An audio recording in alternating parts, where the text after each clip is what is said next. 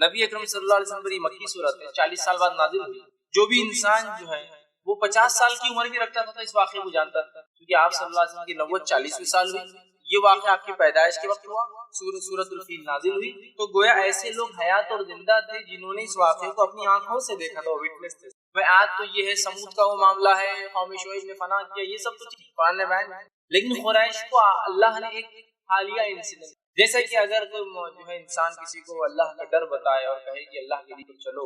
اور دیکھو اللہ رب العزت نے کیسے قوموں پہ عذاب نازل کیا تھا، کسی کو آسمان سے، کسی کو زمین سے، اور ان تمام واقعات کے بعد کوئی انسان یہ کہے کہ حال ہی میں ایک واقعہ ہوا، اس واقعے کو یاد کر اس طرح سے قوم زمین میں دھسا دی گئی، تو یہ حال کا واقعہ آپ لوگوں پر، ہم پر زیادہ اثر انداز ہوتا ہے، امپیکٹ ڈالتا بنے ہوئے پچھلے واقعہ۔ تو اب قریش کو ایک ایسا واقعہ بتایا جا رہا ہے جس واقعے کی وہ خود گواہ ہے، خود وٹنس ہے، اور انہوں نے اس کی گواہی دی اس واقعے کی، اس واقعے کی طرف قرآن لے جا رہا ہے، اور وہ سورہ فیل ہے اور اصحاب فیل کا وہ واقعہ ہے۔ اللہ رب العزت فرماتا ہے سورت کے اندر 105 نمبر کی سورت ہے، اللہ فرماتا ہے اور کہتا ہے 5 آیتوں پر مشتمل یہ سورت ہے، اللہ فرماتا ہے بسم اللہ الرحمن الرحیم الم تر کیف فعل ربک باصحاب، کہ اے محمد صلی اللہ علیہ وسلم کیا آپ کے رب نے اصحاب فیل کے ساتھ، ہاتھی والوں کے ساتھ کیا کیا، فرمایا الم یجعل کیدہم فی تضلیل، اور کیا ان کے مکر کو، پلاننگ جو منصوبوں سے وائد اس کو بیکار نہ کر دیا، وارسل علیہم طیرا ابابیل، اور ان کے اوپر چھوٹی چھوٹی چڑیاؤں کے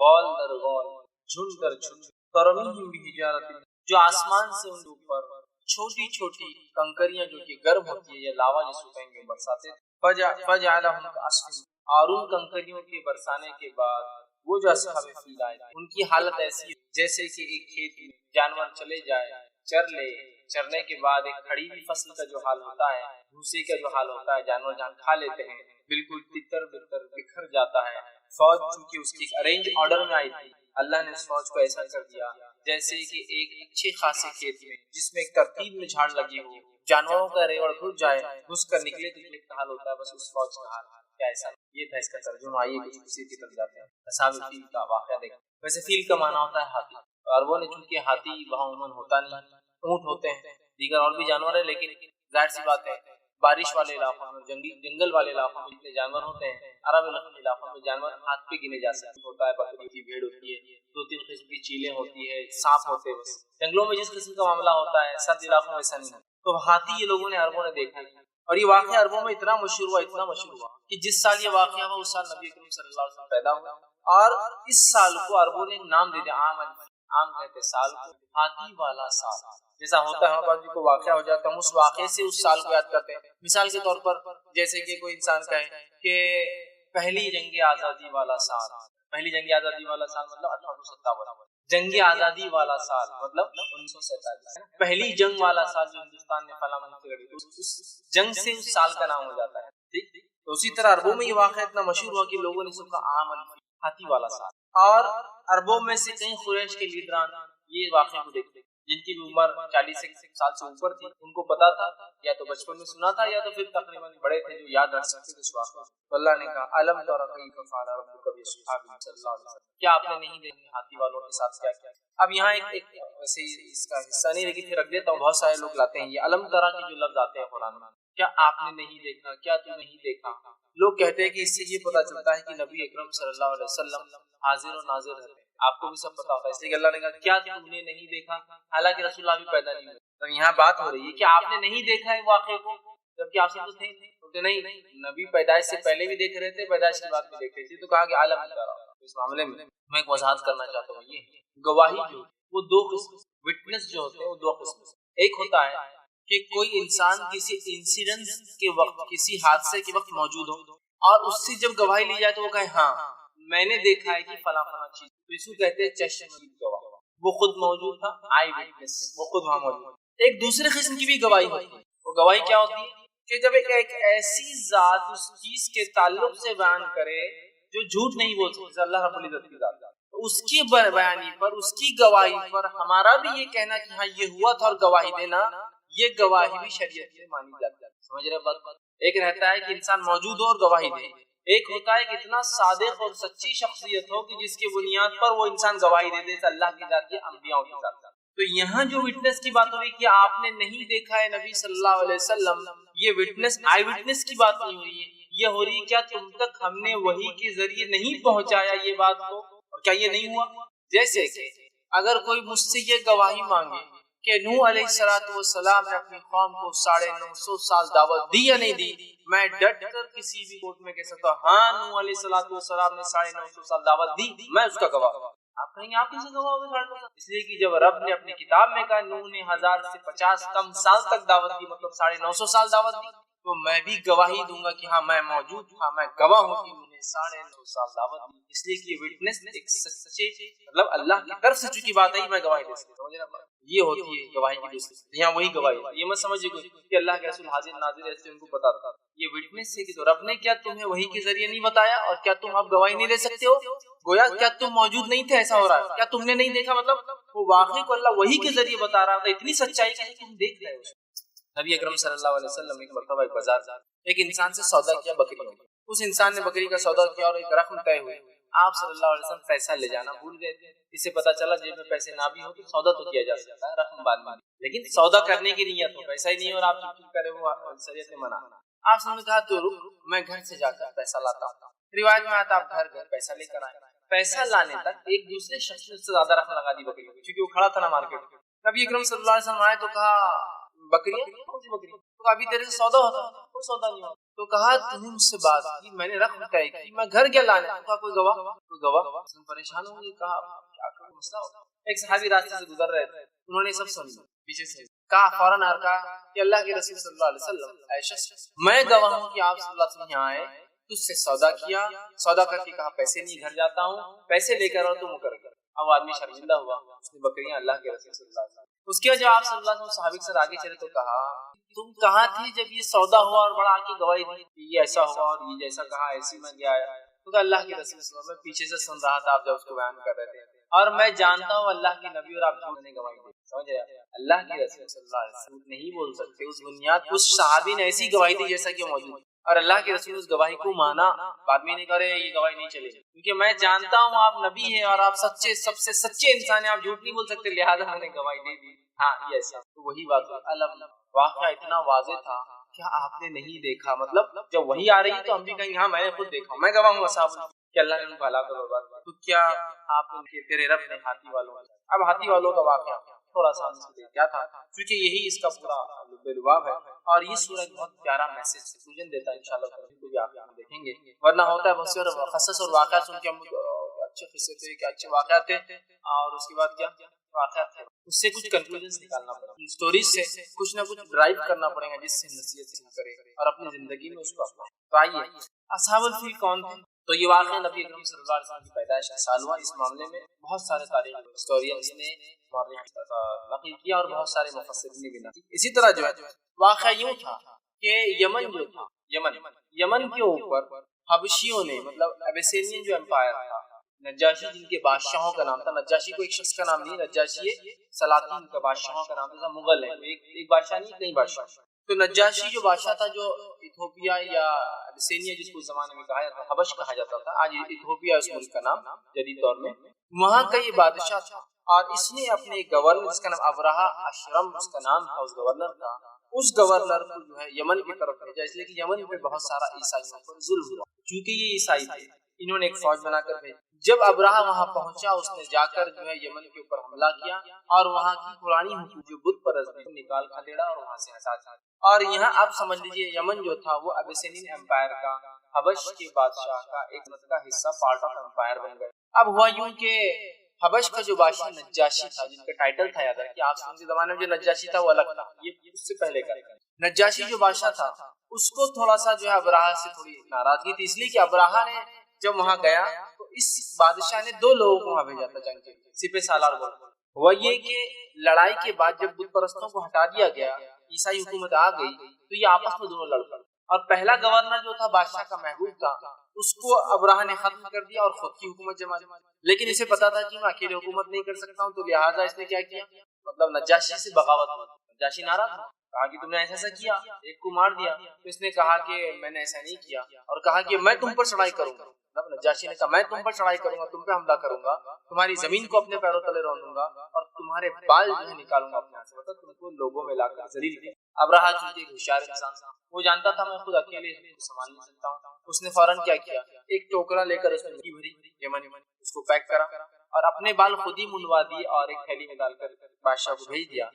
جو ہے نجاشی کو، اور کہا کہ بادشاہ سلامت، یہ حاضر ہے میری زمین آپ کے پاس، اسے اپنے پیروں تلے لے لیجیے، اور یہ حاضر ہے میرے بال آپ کے لیے جو آپ چاہتے آ کر یہاں۔ نجاشی خوش ہو گیا کہ بغاوت اس کی میرے خلاف نہیں تھی، صرف میرے گورنر بہرحال اس نے اس کو قبول کر لیا۔ اب ابرہہ نے یہ سوچا کہ اب ہائر اتھارٹی تھوڑی سی ناراض تو خوش کیا جائے، ناراض خوش کیا جائے۔ اس نے نجاشی کو لکھا کہ میں ایک ایسا گرجا بناؤں گا، یہ عیسائی گرجا چرچ،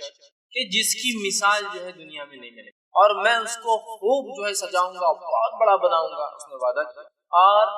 حبش کے بادشاہ نجاشی کو خوش کرنے اس نے جو ہے نیگوس کہا جاتا ہے، نجاشی کہا جاتا ہے، ان کو خوش کرنے کے لیے اس نے ایک بہت بڑا گرجا تعمیر کیا، بہت وسیع، بہت چوڑا تھا، اور اس میں بہت قسم کے جھاڑ وغیرہ اس نے لگائے، نہریں جاری کی، اور اتنا اونچا اس گرجا کو بنایا، اتنا ہائٹڈ بنایا کہ عرب لوگ اس کو کہنے لگے، جس کے تعلق سے آتا ہے قلیس بول کر عربوں نے اس کا نام رکھا، قلیس بہت اونچا جس کو دیکھنے کے لیے اوپر اٹھانا، مطلب وہ اتنا اونچا چرچ تھا، ایک اس میں نظر میں نہیں بھرتا تھا، جس کو دیکھنے کے لیے اوپر دیکھنا ہائٹ بنتا تھا، تو عرب اس کو جو ہے قلیس کہنے لگے، اتنا اونچا بنا، اور اس کی شہرت آس پاس کے علاقے۔ اب ابرہہ نے یہ سوچا کہ مشرکین مکہ جو بت پرست، اب تک یاد رکھیے مشرکین مکہ وغیرہ کے ٹرمز بہت اچھے مشرکین مکہ جو بت پرست ہے، وہاں جو ہے ہر سال حج ہوتا ہے، لوگ آ کر وہاں جمع ہوتے ہیں، جس سے قریش کی چودراہٹ بھی باقی رہتی ہے، صدارت بھی باقی رہتی ہے، اور تجارت بھی چلتی ہے۔ دو فائدے ہوتے ہیں، ایک تو دنیا میں نام کعبے کی، دوسرا فائدہ ہے کہ حج کو لوگ آ رہے ہیں تو بزنس، لوگ جہاں آتے ہیں بزنس وہاں پنپ جاتا ہے، حتیٰ کہ ٹیمپرری بھی اگر لوگ کہیں آتے ہیں تو بزنس پنپ جاتے ہوتے ہیں۔ ایک شادی آپ نے رکھی 4 گھنٹے کی شادی، لیکن آپ دیکھیں کتنے لوگ بیچنے کچھ چیزیں آ جاتے ہیں، بچوں کو بیچنے کے لیے ککی والا آ گیا، آئس کریم بیچنے والا آ گیا، ٹھنڈا بیچنے والا آ گیا، جہاں لوگ ہوں گے ظاہر سی تجارت پنپ۔ اور قریش کو پتا تھا کہ ان کی چودراہٹ کی وجہ یہ خانہ کعبہ ہے، اللہ کا گھر ہے، اور ہماری تجارت کی وجہ بھی اللہ، ان کو پتا تھا۔ تو ابرہہ نے سوچا کہ کیوں نہ میں بھی ایک سسٹم چالو کروں، اور قریش کی بت پرستوں کو بھی دعوت دوں، اور ساتھ میں جو ہے عیسائیوں کو بھی دعوت دوں کہ تم جیسے حج کو وہاں جاتے ہو، طواف کرتے ہو اس گھر کا، یہ گرجا پہ بھی آ جایا کرو اور اس کا بھی طواف کر لو۔ اس کا بھی اس نے ایک حج شروع کر دیا، اور اس نے یہ طے کیا کہ یہاں بھی حج کیا جائے گا، وہاں بھی حج کیا جائے گا۔ حج مطلب زیارت کرنا، نکلنا ہے کسی مقام سے زیارت کے لیے، تو وہ سفر کے لیے اس نے کہا یہ بھی ہوا ہے، اور اس نے لوگوں کو دعوت دینا شروع کی کہ حج کے لیے وہاں بھی جاؤ، یہاں بھی آؤ۔ اب ہوا یہ کہ قریش کو جب یہ بات پتا چلی کہ ابرہہ نے جو ہے اس طرح کی جسارت اور جرأت کہ خانہ کعبہ کے مقابلے میں ایک گھر بنایا جو کہ گرجا ہے، چرچ، اور اس چرچ کی طرف دعوت دے رہا ہے لوگوں کو آ کر کے اس کی زیارت کرے، اس کے اندر حج جیسا ہم کرتے وہ کرے، ان کو بڑا غصہ آیا۔ اور روایتوں میں آتا ہے کہ جو ہے اس کو جو ہے مخاطب جو ہے سلیمان یہ لکھتے ہیں اس کے تعلق سے کہ قریش کے کچھ نوجوان جن کو بہت غصہ آیا کہ اس نے یہ ہمت کی کہ کعبے کے مقابلے میں ایک اور کعبہ تعمیر، تو وہ وہاں سے نکلے اور زیارت کے لیے اس نیت سے کہ دیکھے، بلکہ نیت کچھ اور تھی، ارادہ یہ بتایا کہ ہم زیارت کریں، اور اجازت مانگی کہ اس گرجا میں ہم رہیں۔ ظاہر سی بات ہے جب زائرین کہیں سے بھی آتے ہیں وہاں رکنا پڑتا ہے، کسی انہیں رکنے کی اجازت دی، وہاں وہ رکے۔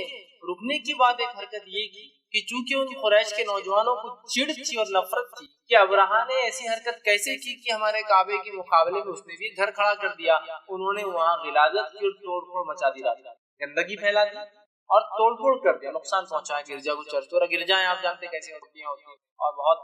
قیمتی اشیاء اس میں رکھی جاتی ہیں۔ مسجد کو چھوڑ کر تمام عبادت گاہوں کو یہ حال ہے کہ اس لیے کہ کبھی کبھار تو خود معبود کی چوری ہونے کا ڈر رہتا ہے، باقی جب معبود نہ چلے جائے چوری ہو جائے بلکہ اس کی سیفٹی لگتی ہے۔ مساجد کا کوئی حال ہی نہیں، اس کے اندر کچھ نہیں ہے اور بہت ہلکی چیزیں ہوتی ہیں، اور حدیث میں منع بھی ہے کہ بہت زیادہ آ رہا ہے زیبائش، ضرورت کی چیزیں بالکل لگائی جو لگتی ہے، زیبائش آ رہا ہے اس سے منع کرنا۔ بہرحال انہوں نے بھی توڑ کر دی تو یقیناً قیمتی، اور جب بادشاہ نے کوئی چیز بنائی ہے تو وہ ایک اعلی چیز، اعلیٰ چیز، توڑ پھوڑ مچا دی، اور توڑ پھوڑ مچا کے صبح اٹھ کر رفع دفع ہو بھاگ گئے۔ جب ابرہہ کو یہ واقعہ معلوم ہوا اور اس کے سپاہیوں نے بتایا، جو لوگ وہاں تھے جنہوں نے دیکھا قریش آئے رات میں ہوا، ان کو پورا شک ہوا کہ قریش کے نوجوانوں نے کچھ نہ کچھ تماشا کیا ہوں گا، اس لیے کہ یہ ان کو اپوزیشن لگ رہا تھا، تو انہوں نے جو ہے ابرہہ کی یہ بات بتائی۔ ابرہہ اشرم کو بہت غصہ آیا، اس نے کہا کہ قریش کے نوجوانوں نے میرے منصوبے کو بیکار کیا یا میرے گرجا کو، چرچ کو خراب کرنے کی کوشش کی، لہٰذا اب میں بدلہ لوں گا قریش، اور بدلہ یہ ہوگا کہ اب حج صرف ایک ہوگا، خانہ کعبہ کا نہیں، میرے گرجا، میرے چرچ۔ اور اس نیت سے وہ اپنے وطن سے، اپنے ملک سے نکلا کہ میں جا کر کعبے کو دھاڑ دیتا ہوں، کعبہ ڈھہ جائیں گا تو ان کی آخر عربوں کے ٹھکانے آ جائیں گے، قریش کے ٹھکانے آ جائیں گے، اور اگلی بار یہ جیسے کہ ابرہہ جو تھا یہ حبشی کا، ان کی عقل بھی ٹھکانے آ جائیں گی پورے عربوں کی، اور ساتھ میں جو ہے میرے گرجا کا مقام بڑھ جائے گا، اور قریش کی چودراہٹ بھی ختم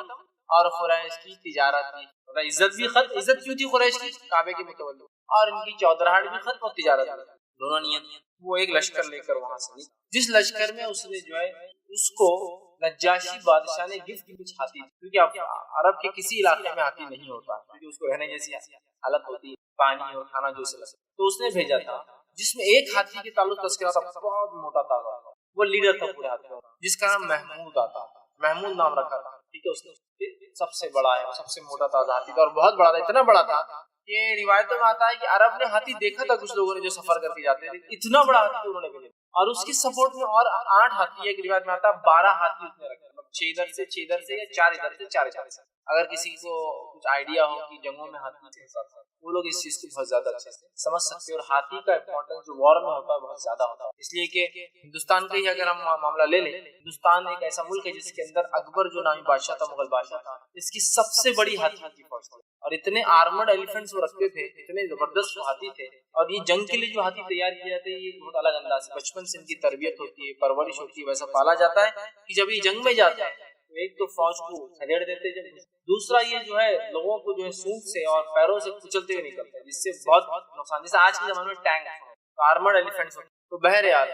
ابرہہ کو جو گفٹ میں ہاتھی آئے تھے، اس نے سوچا جب خانے کعبہ ڈھانے جاؤں گا، اب فوج چڑھیں گی ڈھائیں گی، گانے بلڈوزر تھے، ہاتھی سے ڈبل فائدہ ہے، ڈبل بینیفٹ، ایک تو سامنے والی فوج کو ڈرا دیں گے، کھدیڑ دیں گے، دوسرا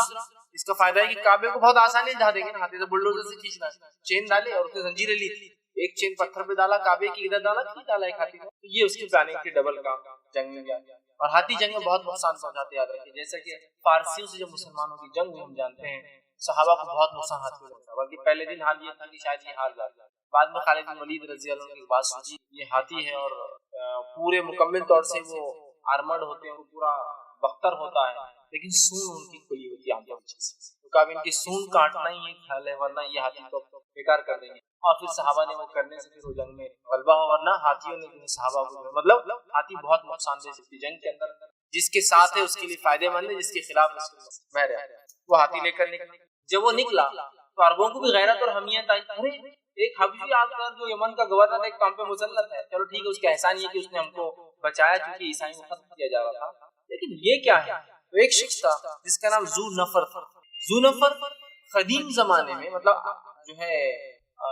ابراہہ سے پہلے جو حکومت تھی یمن کی لوکل حکومت، اس کے بادشاہ کا بیٹا تھا ذو نفر، اور اس کی اچھی جان پہچان تھی، حالانکہ بادشاہ ختم ہو گئے، لیکن ظاہر سے خاندان ختم بھی ہو جائے کسی کا، مال و دولت بادشاہ تو چودراہٹ کچھ نہ کچھ ذہنوں میں لوگوں کے، اور ریلیشن شپ تو بہت اونچے اونچے باقی رہتے ہی۔ تو اس نے کیا کیا، عربوں کو حمیت پہ جمع کیا، سارے یمنیوں کو کہ اربوں اٹھو ان سے لڑو، یہ کیا ہے، یہ تو ختم کر دیں۔ تو اس نے ایک فوج تیار کی، ایک لڑائی ہوئی جس کو جو ہے خشعم نامی ایک مقام تھا، وہاں یمن میں ایک لڑائی، اور جو ہے وہ لڑائی ہونے کے بعد وہ معاملہ جو ہے یہ ہوا کہ ذو نفر ہار گیا، وہ جیت نہیں پایا، وہ ہار گیا۔ اس نے کیا کیا، ابراہہ نے اس کو ہرانے کے بعد اپنے پاس غلام بنا لیا، اس کو قتل کیا اور کہا کہ اب راستہ بتائیں گا جانے کا، یمن سے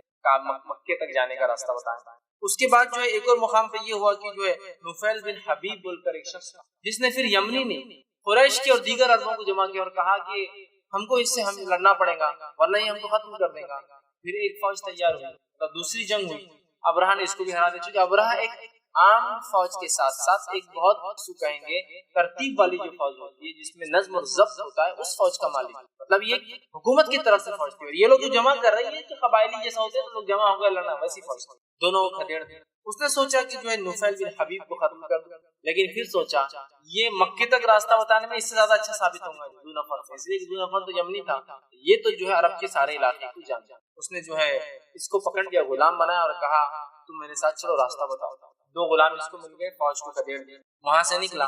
طائف پہنچا۔ جب مطلب اس کو اب تک 2 بار لوگوں نے روکا، جب طائف پہنچا تو طائف کا جو قبیلہ تھا جو ہے جس کا نام جو ہے ثقیف آتا ہے، ثقیف نے ان سے معاہدہ کر دیا، کیونکہ ان کو پہلے خبر مل گئی تھی کہ 2 لوگوں کو اکھاڑ کر پھینک دیا ابراہہ نے، اب ہم اس کے سامنے کوئی ایک ترتیب وار فوج نہیں جما سکتے، ہماری کوئی حیثیت اور اوقات نہیں، لہٰذا انہوں نے صلح کر دی۔ اب وہاں سے ابرہہ نکلا، طائف سے نکلا، چونکہ اس کا جو ہے معاملہ ہو گیا تھا، اور جو ہے مقمص نامی ایک مقام جو کہ مکہ سے، وہاں جا کر اس نے پڑاؤ ڈالا، مطلب اگلے دن کعبے کو ڈھانا، ایک دن پہلے پڑاؤ ڈالا، جس کا نام مقمص تھا قلعہ۔ وہاں پڑاؤ ڈالنے کے بعد اس کے کچھ جو ہے سپہ سالار وہ نکلے، اور جتنے عربوں کے راستے میں اونٹ بکریاں ملتے وہ تو کرتے تھے، اب قریش کے اونٹ اور بکریوں نے حملہ کیا اور ان کو اپنے پاس لے لیا، جس میں 200 اونٹ عبدالمطلب جو ہے رسول دادا آپ کی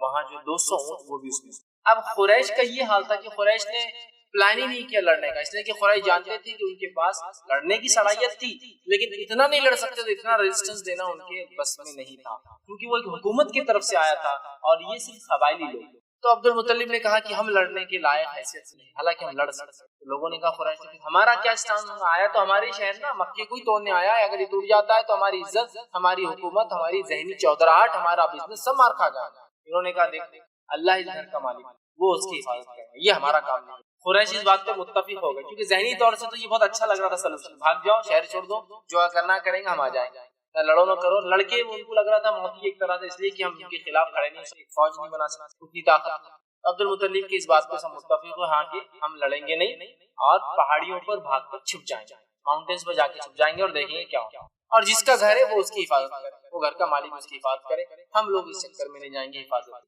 اس طرح سے جو ہے قریش نے جو ہے پلان کر لیا، اور اب جو ہے یہاں تک آ کر یہ پہنچ گیا۔ جب عبدالمطلب کو پتا چلا کہ جو ہے ابرہہ نے جو ہے اس کے اونٹوں کو، بکریوں کو، جانوروں کو قبضہ کر لیا، تو عبدالمطلب وہاں سے نکلے اور ابرہہ سے ملے۔ جب ملنے وہاں گئے تو لوگوں نے بتایا کہ قریش کے سردار تھے نا، قریش کے سردار کعبے کے متولی آ رہے ہیں، قریش کے سردار اور کعبے کے متولی آ رہے ہیں، تو اس نے ایک ٹرانسلیٹر بلایا، حبشی ایک عربی ٹرانسلیٹر اور حبشی جاننے والا آیا۔ عبدالمطلب چونکہ ایک روابدار شخصیت یا عربوں کے جو لیڈر تھے، اور دیکھنے کرنے میں بہت خوش بھی تھے، روایتوں میں آتا ہے، اور روابدار شخصیت، تو وہ آئے،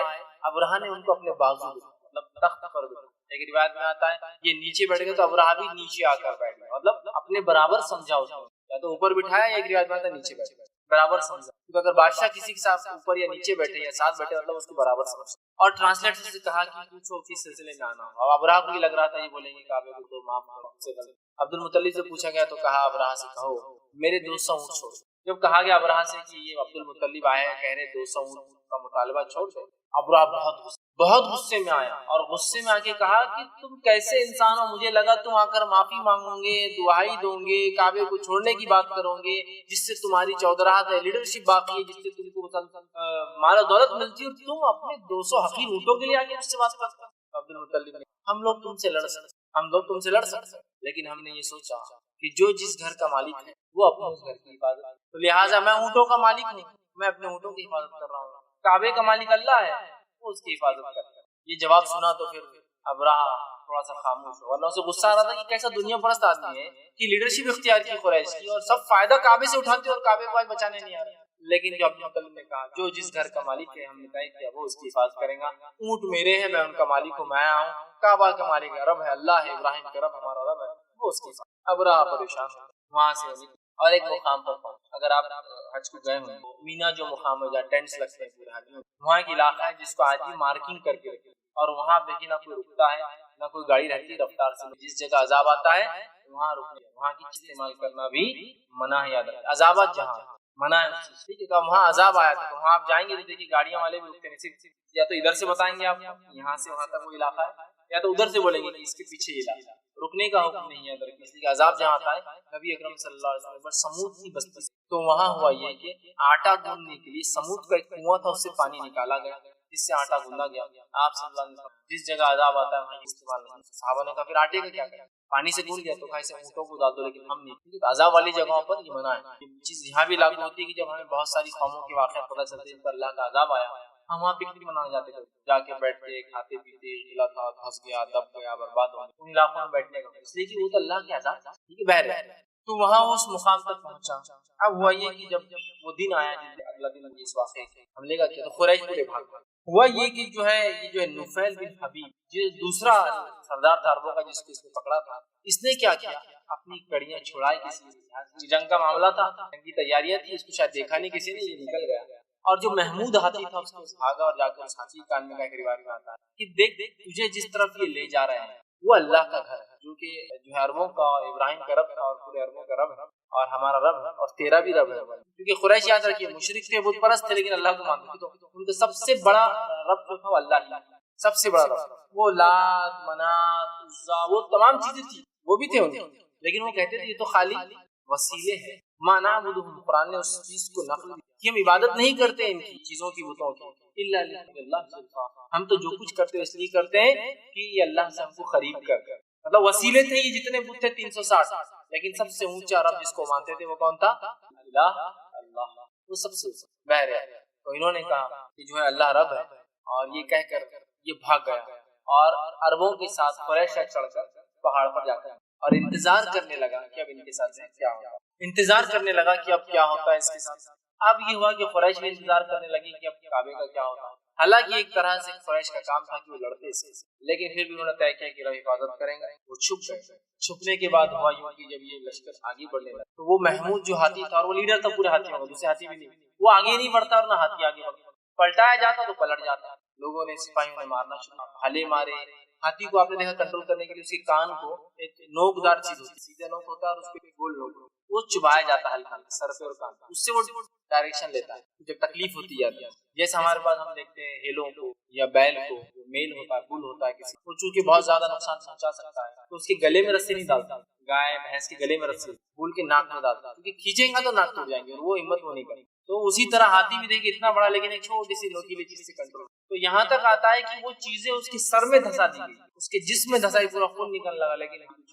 آگے جاتا تو جھک جاتا، پیچھے لے جایا جاتا تو بھاگنا شروع کرتا تھا. یمن کی طرف بھاگتا لیکن مکہ کی طرف بڑھتا. اب یہی معاملہ چل رہا تھا. اسی کشمکش میں فوج تھی. ابراہ نے فوج کو حکم دیا کہ تم آگے بڑھ کے حملہ کر دو. اتنے میں جو ہے سمندر کی طرف سے، جدھر آج جدہ ہے، جدہ شہر، سمندر کی طرف سے غول در غول چڑیاں کی آنے، غول در غول، جس کو ابابیل. ابابیل ان چڑیوں پر جو چڑیاں جھنڈ میں رہتی ہیں، انفرادی، چیل دیکھیے آپ، گدھ دیکھیے، انفرادی رہتے ہیں اور ساتھ رہیں گے تو لڑیں گے. لیکن کچھ چڑیاں جو جھنڈ میں رہتی، کبھی بھی اکیلی نہیں پسند کرتی، تو ابابیل کہتے ہیں. چھوٹی چھوٹی چڑیاں جو غول میں رہتی وہ ابابیل آئے، چڑیاں آئے، جن کے تعلق سے آتا ہے کہ وہ بگلوں کے جیسے تھے. کچھ نے کہا نہیں بہت چھوٹی چڑیاں تھیں، اسی لیے وہ ہمارے پاس بھی چھوٹی چڑیاں ہوتی ہیں، اس کو ابابیل کہتے ہیں، جو جھنڈ کے جھنڈ ایسے چھتوں بناتے. لیکن وہ عربی والی ابابیل نہیں ہے، عربی میں ابابیل جھنڈ والی. کسی نے کہا بگلوں کے جیسے. عبداللہ بن عباس رضی اللہ عنہ کے قول کے مطابق یہ ہے کہ وہ چڑیاں بگلوں جیسی تھی. بگلے ہوتے ہیں نا وائٹ کلر کے، سارا سے بگلے ویسی تھی، لیکن ان کے پیر کتوں کے پیر کے جیسے. کچھ روایتوں میں آتا بہت بڑی چونچیں تھی، چھوٹے تھے اور پیر کتوں کے جیسے، اور اپنی چونچ میں ایک کنکر اور اپنے دونوں پنجوں میں ایک ایک کنکر اٹھائے. بہرحال جو بھی معاملہ، اور وہ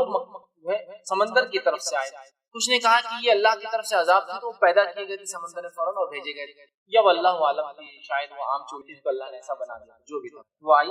اور ابابیل خصوصیت تھی غول کی، وہ کنکرے ساتھ لیتی، ایک منہ میں اور دو پنجوں میں، اور اوپر سے ڈراپ کرنے لگے، نیچے گرانے لگے. جب وہ کنکرے گرنے لگے تو یہ ہونے لگا حالت کہ کنکر جب گرتا اوپر سے اور آ کر لگتا تو جس اعضاء پہ لگتا اس کو پار کر کے نکل جاتا. یہ تو وہ کنکر کے تعلق سے آتا ہے کہ جس کے تعلق سے قرآن نے کہا ارسل علیہم طیرا ابابیل، چڑیاں بھیجی، ترمیم بحجارۃ من سجیل. سجیل کہتے ہیں گرم پکے ہوئے بیک کلے کے، کہتے ہیں گرم جو ہوتا. تو شاید وہ لاوا لے کے آئی، یہ اللہ کی طرف سے کوئی اور ایسے قسم کا عذاب تھا جو لے کر خاص طور سے ان کے لیے آئی. اور یہ جب آتی تو گرم ہوتی اور رفتار اتنی زیادہ تھی کہ جب لگتی تو وہ نکل جاتی، جس کو ہم کہیں گے گولی کی جیسی رفتار تھی. گولی کو کیا ہوتا ہے ہماری، لیکن گولی بھی اتنی رفتار سے نہیں آتی، کوئی آنکھ میں اٹک جاتی ہے. پتلے حصوں سے تو نکل جائیں گے، دلی سے تو نکل جائیں گے، لیکن ضروری نہیں کہ کوئی جو ہے سینے پہ مارے تو پیچھے سے نکل سکے، اٹک جاتی ہے، نقصان پہنچاتی ہے، اٹک جاتی. وہ اتنے خطرناک پتھر تھے، گویا وہ ایک گولی کی رفتار بھی رکھتے تھے، اور ان میں گرمی اتنی تھی کہ وہ چیزوں کو جب ہی پگھلا کر نکل رہے تو جا کر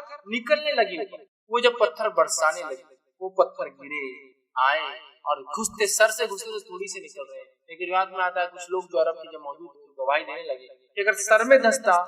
تو پورے پیٹ کو اور پیٹ پیچھے کے پیروں میں سے نیچے، اتنی خطرناک. اب جب یہ پتھر برسنے لگے تو وہ فوج جو اسٹینڈنگ آرمی تھی، اور آرمی بہت ترتیب میں چلی، وہ ترتیب بگڑنے لگی. اسی کو اللہ نے کہا فجعلهم كعصف، اور کر دیا ان کو کھائے ہوئے بھوسے کے جیسے. اور جیسا ایک کھیت ہوتا ہے، ارینج آرڈر میں جھاڑ ہوتے ہیں، اس کے بعد ایک جنگلی جانور گھستے ہیں، گھس کر کیسے بھی کھا کے جاتے ہیں، تو پورا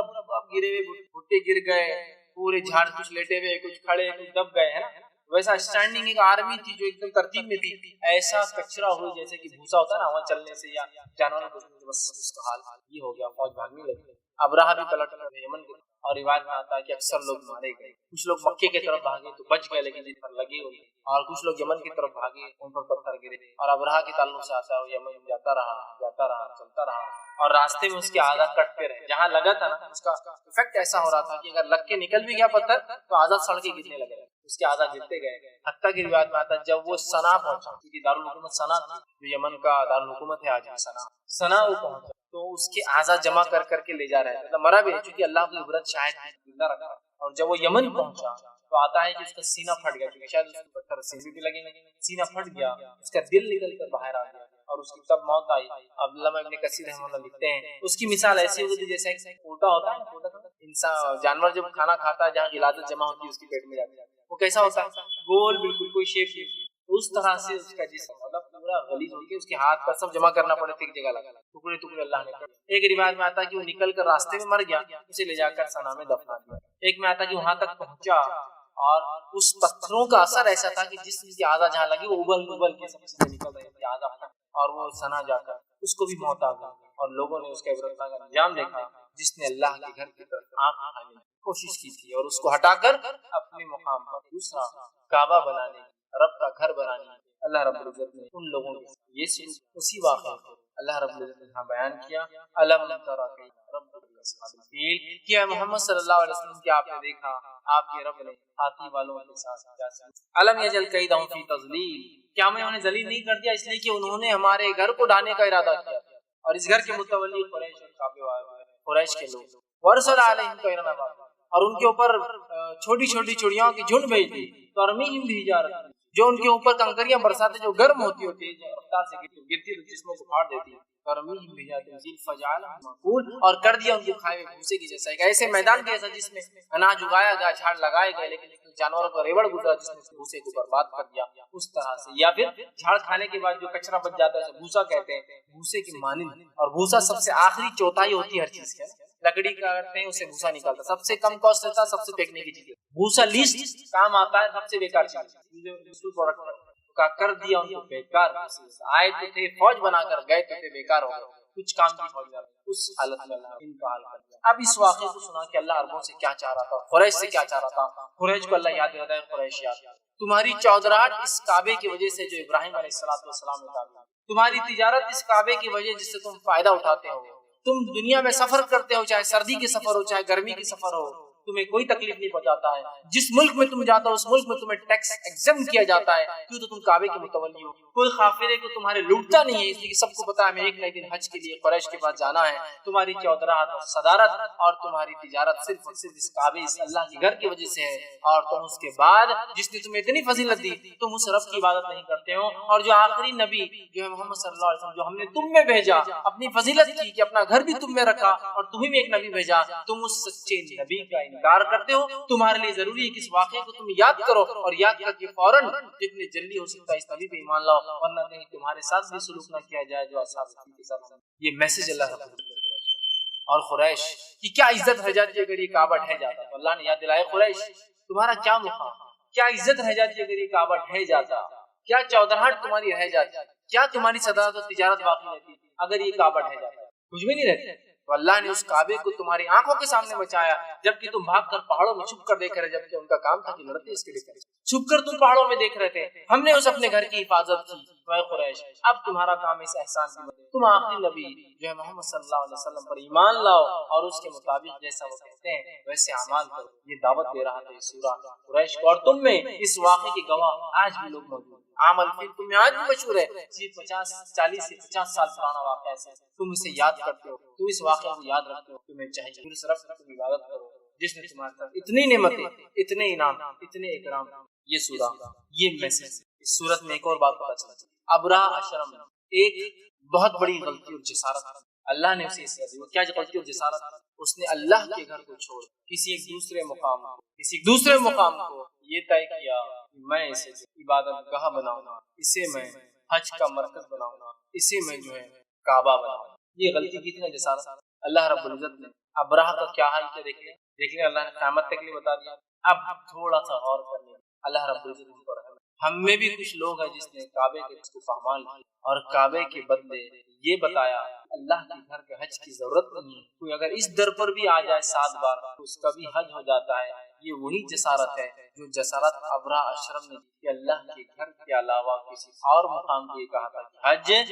یہاں بھی ہو سکتا ہے۔ تو اللہ کی طاقت یا اس کا غضب نہ تب زیادہ تھا نہ آج کم ہے۔ اللہ آج بھی اتنی سزا دے سکتا ہے جو لوگ اس قسم کی جسارت اور اس قسم کی ہمت اللہ کے گھر کے ساتھ ہے نہیں۔ یہاں جیسے واقعات ہمیں ہے نہیں، لوگوں نے اللہ کے گھر چھوڑ کر طواف کے مراکز بنا لی، جہاں اللہ کے گھر کو چھوڑ کر لوگ طواف کر رہے ہیں، عقیدت بھی رکھ رہے ہیں کہ ان کے طواف اور ان کے پاس جانا یہ حج کے برابر۔ ابراہ نے ایک جسارت کی تھی کہ ایک بنا کر عبادت گاہ، حالانکہ عیسائی تھا، ایک عبادت گاہ بنا کر سوچا ایک ختم کروں، اللہ نے اس کو قیامت تک عبرت بنا دیا۔ جو بھی ایسی جسارت زندگی میں کرے گا وہ دنیا وہ شخص آج بھی یاد رکھے دنیا اور آخرت میں ایسی سزا کا اللہ کا، اگر اللہ یہاں چھوڑ بھی دیتا ہے تو اللہ آخرت کے لیے شخص بہت بھیانک عبرت بناتی ہے۔ بہت سوچ صرف یہ واقعات کرو، ابراہ نے بہت بڑی ہمت کی، اللہ نے سزا دیا۔ آج ہم بھی ایسی ہمت ہے، کسی نے ہندوستان میں ایسے مرکز بنا لی جہاں جو ہو رہے ہیں، کسی نے پاکستان میں ایسے مرکز بنا جہاں جو ہو رہے ہیں، کسی نے انڈونیشیا اور ملیشیا میں ایسے مرکز بنا لی جہاں جو ہو رہے ہیں، جانے کی ضرورت نہیں، وہیں سے وجہ ہو جا رہا ہے۔ یہ جسارت تو وہی تھی جو ابراہ نے کیا تھا۔ افسوس کی بات ہے علم ترا میں پڑھا جا رہا ہے، سورہ پڑھی جاتی ہے تو اللہ رب العزت تب اگر ابراہ کو سزا دے سکتا ہے، آج بھی قادر ہے لوگوں کو ایسی عبرتناک سزا دے جو اللہ کے گھر کو چھوڑ کر یہ کرتے ہیں۔ یہاں بھی طواف ہوتا ہے، یہاں بھی عبادت ہوتی ہے اس گھر کو چھوڑ کر، اور یہاں جانے سے وہاں جانے کی ضرورت نہیں۔ ابراہ کا یہ تو منصوبہ۔ دوسرا ایک اسٹرانگ اور آخری کنکلوسیو میسج یہ سورہ دیتا ہے، وہ کیا ہے وہ سمجھنا بہت ضروری ہے آج کے دور۔ وہ کیا میسج ہے اس کا؟ اس سورت کا ایک جو سب سے امپورٹنٹ کنکلوژن میسج ہے وہ یہ ہے کہ اے مسلمانوں، اے انسانوں، مجھے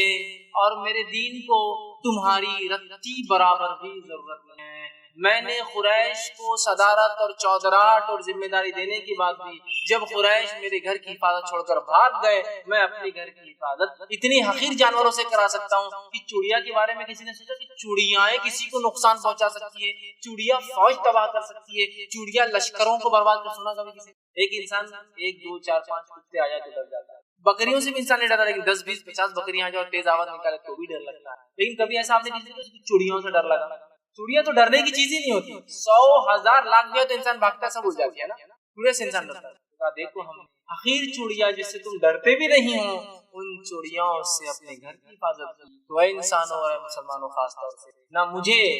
نہ میرے نبی کو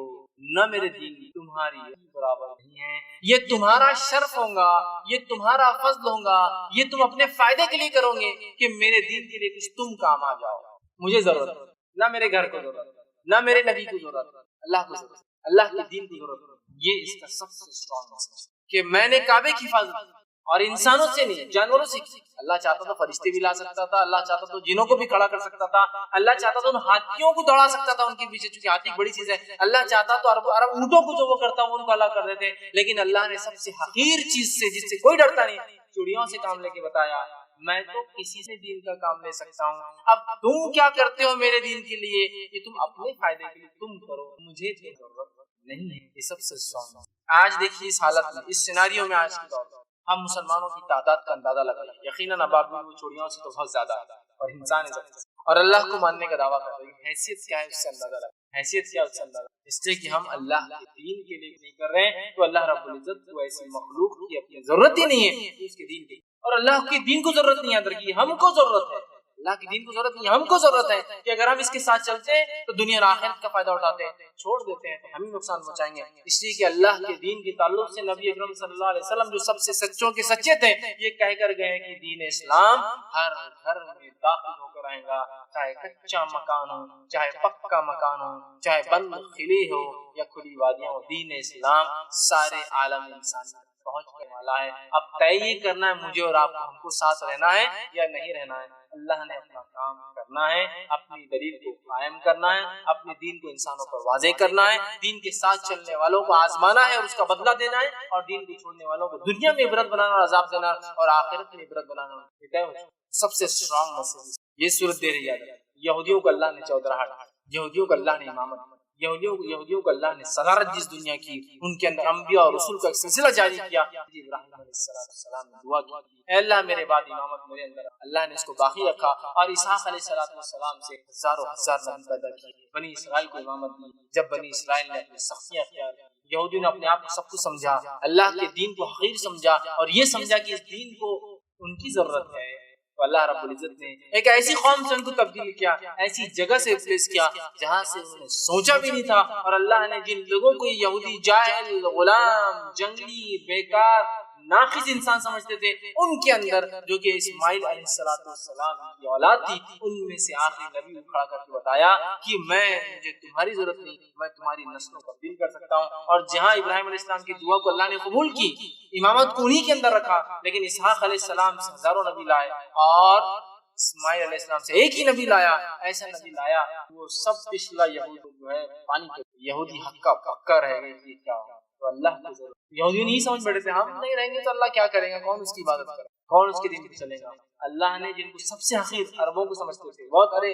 بلکہ ایک صحابی فرمان ہوتا تھا، وہ ایک مرتبہ ایک یہودی پادری آیا اور کہا کہ تم لوگ عرب ہمیں بہت ظلم، چونکہ یہودی اقلیت میں ظلم کرتے ہو، ایک آخری نبی ہم اس کے ساتھ ملیں گے، تم سے لڑیں گے تمہیں ختم۔ ایک شخص نے بیچارے کب سے آ کے پادری صاحب سے بولتے رہتے ہو، کتنے دنوں سے آ رہے تھے ادھر ادھر، کب آئیں گا؟ تو اللہ کی رسول پیش اسٹرانگ تھی ان کے بعد کہ وہ صحابی کہتے میں چھوٹا تھا، میرے طرف اس نے اشارہ کیا، اس یہودی نے کہا اس بچے کے بالغ ہونے سے پہلے اس بستی میں، مدینہ میں اتر گیا تھا، اس بستی میں آ جائے گا۔ وہ صحابی کہتے جب اس نے یہ بات کہی تھی میں بہت بے چین، اور جب اللہ کے رسول مدینہ آنے لگے میں ایک جھاڑ پر چڑھ کے بیٹھا تھا، اس لیے کہ میں بالغ ہوں، اتنا ان کو پتا تھا پریسائزلی کب آئیں گے کہ بچے کے بالغ ہونے لوگ کہتے ہیں اس یہودی کی پیشن کی بنیاد میں نے اللہ کے رسول پر ایمان لایا، لیکن ان کو گمان نہیں تھا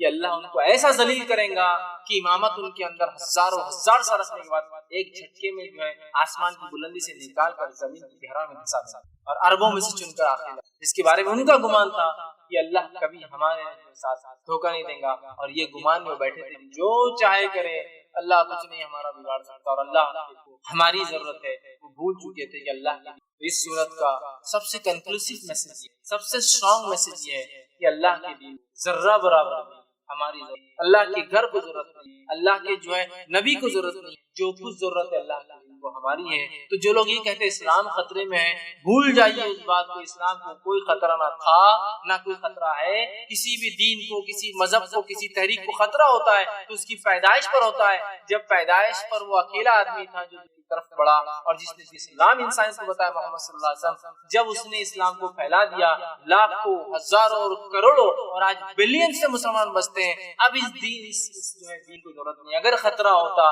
تو وہ ابتدائی دور تھا جب خطرہ ہوتا، آج ذرہ برابر بھی اسلام کو خطرہ نہیں، یاد رکھو خطرہ مسلمانوں کو ہے، اسلام کو خطرہ ہم کو ہے، اس دین کو خطرہ کعبے کو نہیں، ہم لوگوں کو ہے۔ تو ہمیں اپنے آپ کو بچانا ہے، اللہ اپنے دین کو، اپنے نبی کو، نبی کے اقوال کو، اس کے احادیث کو، اپنے معاملات کو، اپنی شریعت کو قیامت تک باقی رکھے گا، اور جب چاہیں گا اس قرآن کو بھی اٹھا لیں گا، اس نبی کی جو ہے تعلیمات کو بھی اٹھا لیں گا، اپنے دین کو اٹھا لیں گا، اپنے کعبے کو بھی اٹھا لیں گا قیامت سے پہلے، اس کو ضرورت نہیں۔ اب ہمیں کرنا چاہیے، ہمیں ضرورت ہے تو ساتھ رہو، نہیں ہے پھر جو حالات اس سے اللہ کو ضرورت ہے، یہ علی الاعلان۔ قرآن کی حفاظت کی ہم کو ضرورت نہیں، یہ ذمہ اللہ کا، کعبے کی حفاظت کی ذمہ اللہ ہے، نبی اکرم صلی اللہ علیہ وسلم کی عزت کو چھاپتا اس کی حفاظت ہم کو نہیں ہے، اس کے جواب اللہ دینے والا ہے، جس نے سورہ کوثر میں کہا ان شانیک والابتر، یہ تیرا دشمن ہی بے نام رہے گا۔ جن کو اولادیں تھی، بچے تھے، لڑکے تھے، آج کوئی ان کو نہیں پہچانتا ہے، نبی اکرم صلی اللہ علیہ وسلم کوئی اولاد ہوتا لڑکا نہیں تھا، آج ساری دنیا آپ کو پہچانتی ہے، آپ کا نام سب سے زیادہ دنیا میں لیا جاتا ہے،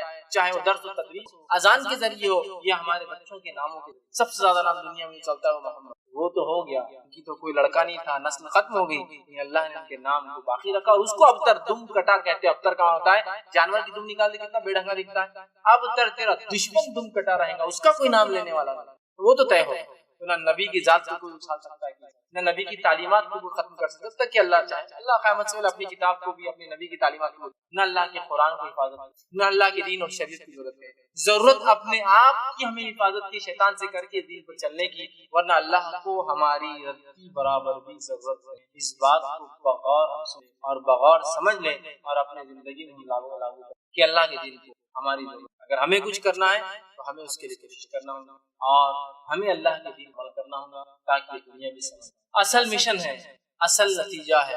اصل رزلٹ ہے وہ ہم حاصل کر پائے، وہ ہم جو ہے سمجھ پائے اور اس کی ہم صحیح ثمرات اور پھل نتیجے فائدے جو اٹھا سکتے، یہ اصل چیز ہے۔ لہٰذا سورۃ سب سے اسٹرانگ میسج تھا، کنکلوسیو میسج وہ یہی تھا، اے مسلمانوں اللہ تمہاری ضرورت نہیں، تمہیں اللہ کی ضرورت، اس کے دین کی، اس کی شریعت کی، اس کے نبی کی کتاب کی، لہٰذا استعمال کرو، ورنہ اللہ رب العزت کے لیے کوئی بعید نہیں ہے۔ سورہ محمد میں اللہ رب العزت نے فرمایا، سورہ نمبر 47 آیت نمبر 33، فَإِن تَتَوَلَّوْا، اگر تم نے یہ کام نہیں کیا، فَإِن تَتَوَلَّوْا يَسْتَبْدِلْ قَوْمًا غَيْرَكُمْ، میں دوسری قوم سے تم کو ریپلیس کر دوں گا، ثُمَّ لَا يَكُونُوا أَمْثَالَكُمْ، اور ان کی مثال تمہارے جیسی۔ یہ آیت یہودیوں کو اتری، جب یہودیوں کو اللہ نے کہا اللہ کے راہ میں خرچ کرو، یہودیوں نے مذاق اڑایا، اور نبی اکرم صلی اللہ علیہ وسلم کو جو اللہ نے کہا خرچ کرو اے نبی خرچ کرو، تو یہودیوں نے کہا تمہارا رب تو بھکاری ہے، نعوذ باللہ، وہ تو مانگتا ہے، تو اللہ نے کہا کہ اللہ مانگتا نہیں اگر کہ اس لیے کہ اللہ تو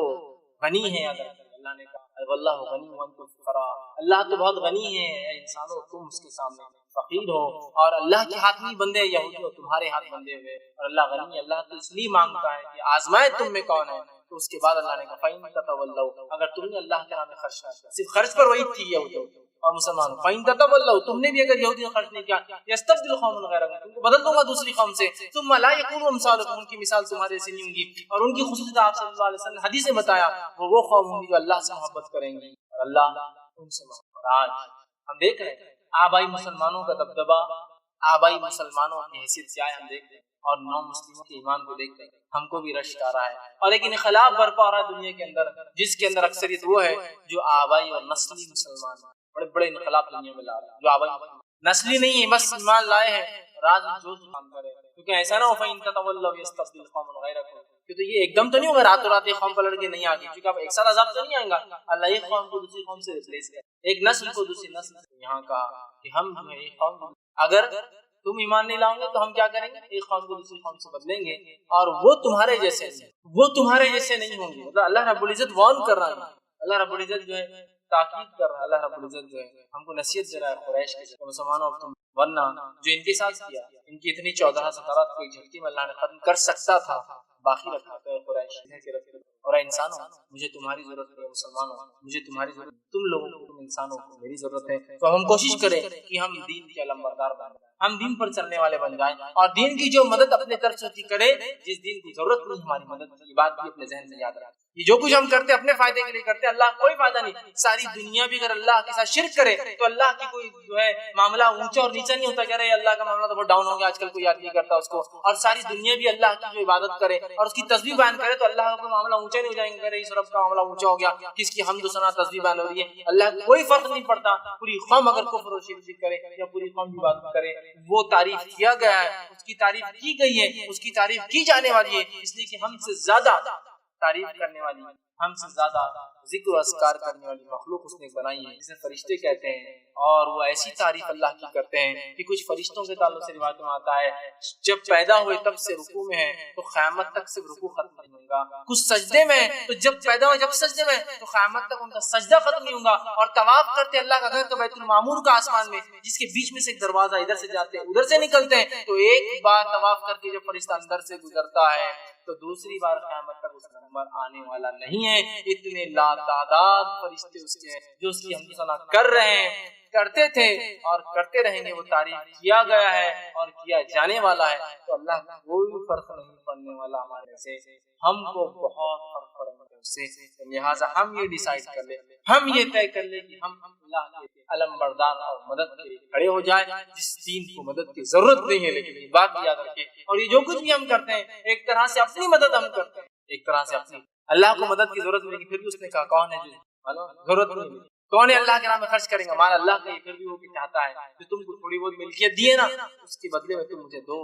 تمہیں مالک بنائے تھوڑے سے وقت۔ بہر یار اس صورت کا میسج ہے ہم اپنے آپ کو بہت جلدی بدلے، ورنہ اللہ رب العزت سے پہلے ہمیں بدل دے، یا ہم اللہ کی دین کی خدمت کریں، اس کے ساتھ ہو جائے تاکہ ہم دنیا میں فائدہ ہو، اور آخرت ورنہ اللہ اس کے نبی کو، اس کی تعلیمات کو، اس کی کتاب کو ہم میں سے کسی کی رتی برابر ضرورت نہیں یاد رکھتا، یہ ہمارا شرف اور فضل ہے، یہ ہماری کامیابی ہے، اس دین کے لیے کچھ کرتے ہیں اور اپنی دنیا بھی بنا لیتے ہیں، اور انشاءاللہ آخرت کے لیے بہت بڑا جو دارالقرار ہے، رکنے کی جگہ ہے، وہ بھی ہم کامیاب ہیں۔ اس صورت کا میسج تھا، اللہ رب العزت سے آخر میں دعا کہ اللہ سبحانہ وتعالیٰ جو